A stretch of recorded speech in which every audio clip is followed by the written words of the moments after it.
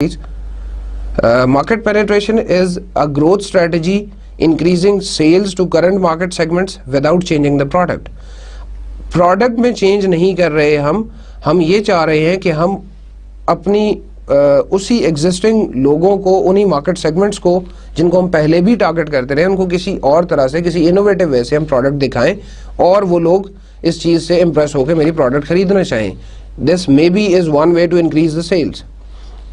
फिर इसके बाद नेक्स्ट चीज़ है जी market development. It is the growth strategy that identifies and develops new market segments for the current products.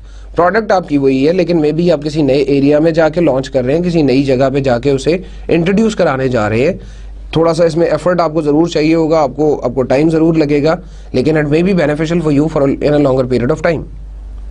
Product development एक और ग्रोथ स्ट्रेटजी है जो अभी हमने वहाँ मैट्रिक्स में देखी भी थी थोड़ी देर पहले.